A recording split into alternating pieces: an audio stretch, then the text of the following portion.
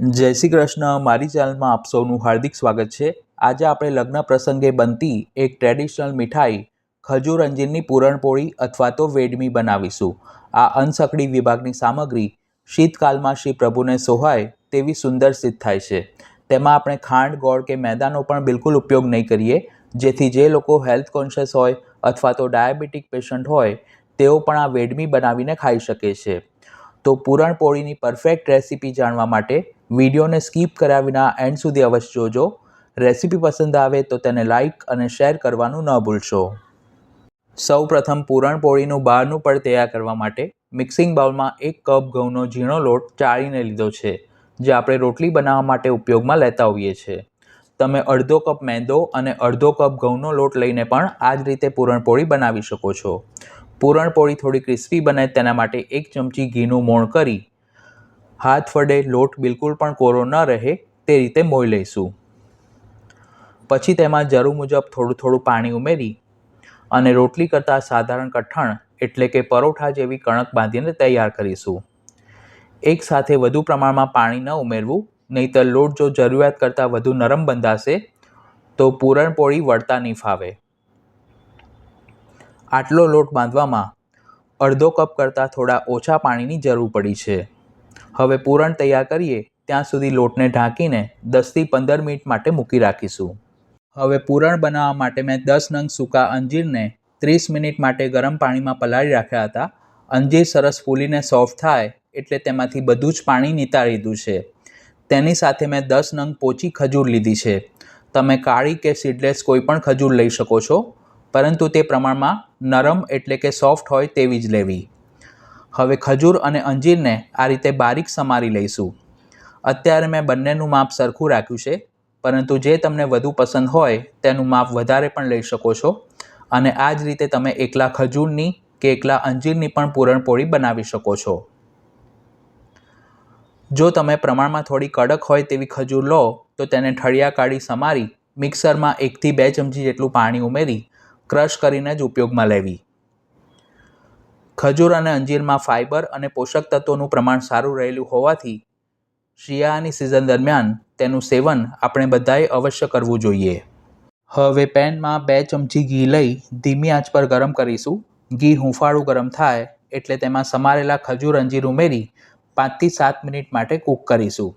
તાવેથા વડે સતત હલાવતા રહેવું અને મેશ કરવું, જેથી તે સોફ્ટ થઈ અને ગોળો વાળી શકાય તેવું મિશ્રણ તૈયાર થશે। અત્યારે શિયાળા દરમિયાન લગ્ન પ્રસંગના મેનુમાં બાસુંદી કે અંગૂરી રબડીની સાથે ગરમ સ્વીટ રાખવાનો ટ્રેન્ડ ચાલે છે, જેમાં લચકો મોહનથાળ, કેસર જલેબી, પંચરત્ન હલવો, મૈસૂર અથવા તો ખજૂર અંજીરની મિની પૂરણપોળી પીરસાય છે। આ રેસીપી મને અમદાવાદના રામેશ્વર કેટર્સના રસોઈયા ભૂરાભાઈ મહારાજ પાસેથી શીખવા મળી છે, તો તે બદલ તેઓનો ખૂબ ખૂબ આભાર। 5 થી 7 મિનિટ બાદ હવે પૂરણ સરસ સોફ્ટ થઈ ગયું છે। આ સ્ટેજ પર ગેસ બંધ કરી તેને વધુ સ્વાદિષ્ટ બનાવવા માટે તેમાં 2 ચમચી જેટલો કાજુ, બદામ અને પિસ્તાનો ભૂક્કો ઉમેરીશું। તેની સાથે અડધી ચમચી ખસખસ ઉમેરીશું। જૈન લોકો ખસખસ નથી ખાતા તો તેઓ સ્કીપ પણ કરી શકે છે। ઠાકોરજીની સામગ્રીમાં ખસખસ ઉપયોગમાં લઈ શકાય છે। ફ્લેવર માટે અડધી ચમચી ઇલાયચીનો પાવડર અને 5 ચમચી અથવા તો ચપટી જેટલું જાયફળ આ રીતે છીણીને ઉમેરીશું। કોઈપણ મીઠાઈમાં જાયફળ ઉમેરીએ તો તે પચવામાં સરળ રહે છે। અત્યારે પૂરણ અને પેન બંને ગરમ છે, એટલે આ બધી સામગ્રી તેમાં સરખી મિક્સ કરી પૂરણને ડીશમાં કાઢી અને રૂમ ટેમ્પરેચર પર ઠંડુ થવા દઈશું। આપણે જે ઘઉંનો લોટ બાંધીને રાખ્યો હતો તે પલળીને સેટ થઈ ગયો છે। સહેજ ઘીવાળો હાથ કરી લોટને કેળવીને થોડો સ્મૂથ કરી લઈશું। પછી તેમાંથી નાની સાઇઝના લુવા બનાવી હથેળી વડે પ્રેસ કરી લુવાને ઢાંકીને મૂકી રાખીશું, જેથી તે બિલકુલ સુકાય નહીં। અત્યારે આપણે જેટલું માપ લીધું છે તેમાંથી 15 થી 17 નંગ મિની પૂરણપોળી બનાવી શકાય છે। હવે આદની ઉપર ઓડિકો બેક પેપર પાથરીશું। આ પેપરનો ઉપયોગ કરવાથી પૂરી વણતી વખતે અટામણ લેવાની જરૂર નહીં પડે। જો તમારી પાસે આ રીતનું પેપર ન હોય તો તમે બટર પેપરનો પણ ઉપયોગ કરી શકો છો, અને તે પણ ન લેવું હોય તો તમે ઘઉંના લોટનું અટામણ લઈને પણ પૂરી વણી શકો છો। પૂરી મધ્યમ જાડી જ વણવી, બહુ પાતળી ન વણવી, નહીંતર પૂરણ ભરતી વખતે તે ફાટી જવાની શક્યતા રહે છે। તૈયાર કરેલું ખજૂર અંજીરનું પૂરણ રૂમ ટેમ્પરેચર પર ઠંડુ થઈ ગયું છે. પૂરીની વચ્ચે 1 ચમચી જેટલું પૂરણ મૂકીશું અને સામસામેની કિનારી ભેગી કરી અથવા તો બધી કિનારીને જેમ આપણે કચોરી વાળતા હોઈએ છીએ તે રીતે વાળી અને અંદર બિલકુલ પણ હવાનો ભાગ ન રહે તે રીતે સીલ કરીશું. તુવેરની દાળની કે ચણાની દાળની પૂરણપોળી બનાવીએ તો તેને સ્ટફ કર્યા પછી વેલણની મદદથી વણતા હોઈએ છીએ, પણ આ મિની પૂરણપોળી છે એટલે આંગળી વડે તમે આ રીતે પ્રેસ કરશો તો પણ તે સરખી સ્ટફ થઈ જશે. બહુ પાતળી ન રાખવી, મધ્યમ જાડી હશે તો જ આ પૂરણપોળીનો ટેસ્ટ વધુ સારો આવશે. બધી જ પૂરણપોળીને સ્ટફ કર્યા પછી તેને શેકવા માટે પેનમાં મેં 3 ટેબલસ્પૂન જેટલું ઘી ગરમ કરવા માટે મૂક્યું છે.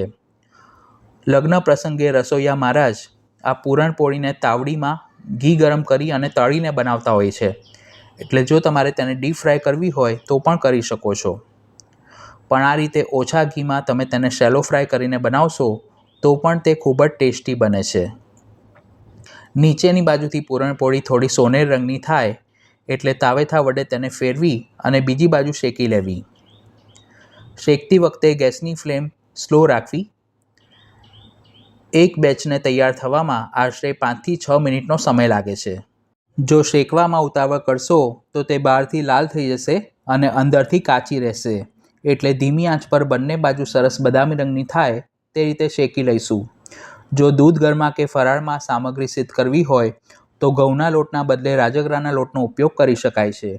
આ પૂરણપોળી ગરમ જ સર્વ કરવામાં આવે છે, પરંતુ જો સ્ટોર કરવી હોય તો તેને 2 થી 3 દિવસ સુધી રૂમ ટેમ્પરેચર પર અને 8 થી 10 દિવસ સુધી ફ્રીઝમાં રાખી શકાય છે. ગરમા ગરમ પૂરણપોળીને આપણે ઘી સાથે સર્વિંગ પ્લેટમાં સર્વ કરીશું અને તેને પિસ્તાની કતરણથી ગાર્નિશ કરીશું. આ સિવાય પણ રસોઈયા મહારાજ બનાવે તેવી બીજી ઘણી બધી રેસીપી મેં ચેનલ પર પોસ્ટ કરી છે, જેની લિંક ડિસ્ક્રિપ્શન બોક્સમાં આપી છે. તો આ ખજૂર અંજીરની પૂરણપોળી તમે પણ ઘરે જરૂર બનાવજો. વિડીયો પસંદ આવી હોય તો તેને લાઇક અને શેર કરવાનું ન ભૂલશો. ચેનલ પર પહેલી વાર આવ્યા હોવ તો તેને સબસ્ક્રાઈબ કરી બાજુમાં આપેલા બેલ આઇકોન પર ક્લિક કરજો. ફરી મળીશું એક નવી રેસીપી સાથે. Thanks for watching this video.